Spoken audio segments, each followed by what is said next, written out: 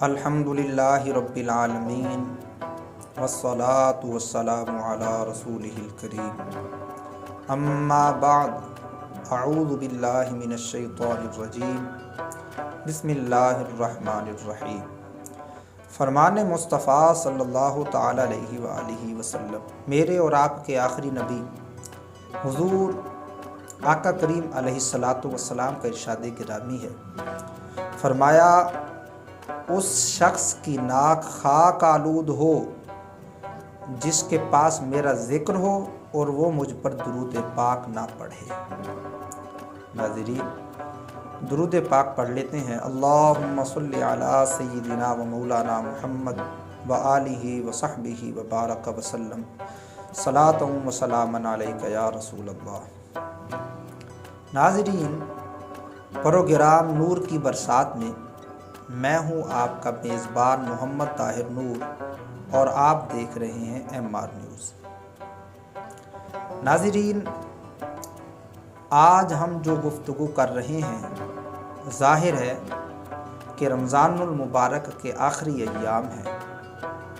بہت تھوڑے دن رمضان المبارک کے ہمارے درمیان بچ گئے، اور صدقہ فطر، یہ جو فطرانہ ادا کیا جاتا ہے، اس کے متعلق گفتگو کرتے ہیں۔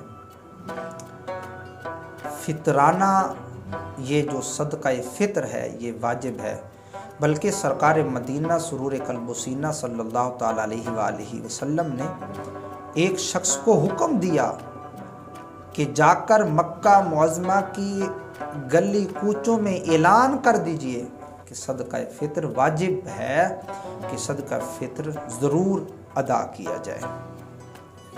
حضرت سیدنا ابن عباس رضی اللہ تعالیٰ عنہ سے مروی ہے، فرماتے ہیں مدنی سرکار غریبوں کے غم خسار صلی اللہ تعالیٰ علیہ وآلہ وسلم سرکار نے صدقہ فطر مقرر فرمایا تاکہ فضول لغو یعنی بیہودہ باتوں سے، بیہودہ کلام سے روزوں کی طہارت ہو جائے، اور فرمایا روزوں کی طہارت یعنی روزوں کی صفائی بھی ہو جائے، اور مساکین فقیروں کی خوراک بھی ہو جائے۔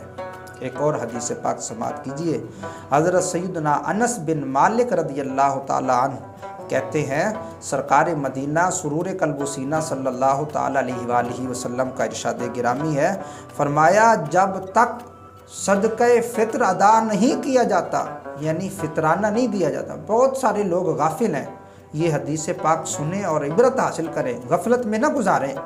فرمایا نبی کریم علیہ الصلوۃ والسلام سرکار نے کہ جو لوگ جب تک صدقہ فطر ادا نہیں کرتے، ان کا روزہ زمین و آسمان کے درمیان معلق رہتا ہے، یعنی لٹکا ہوا رہتا ہے۔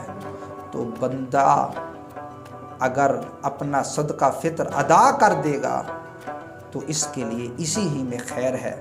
ناظرین، دعا کرتے ہیں اللہ تعالیٰ جل شانہ آپ کو مجھے صدقہ فطر ادا کرنے کی توفیق عطا فرمائے۔ صدقہ فطر 150 روپے فی کس کے حساب سے ادا کیا جائے، اپنے بچوں کا، گھر والوں کا، سربراہ ہے تو وہ ادا کرے، اگر خود صاحب نصاب ہے تو ہمیں خود دے دینا چاہیے۔ اللہ تعالیٰ جل وعلا اپنی رحمت کے صدقے ہم سب کی بخشش و مغفرت فرمائے اور صدقہ فطر ادا کرنے کی توفیق عطا فرمائے۔ آمین بجاہ النبی الامین وصلی اللہ تعالیٰ علیہ وآلہ وسلم۔ پروگرام نور کی برسات میں اپنے میزبان محمد طاہر نور کو اجازت دیجیے۔ اللہ نگہبان، دیکھتے رہیے MR نیوز۔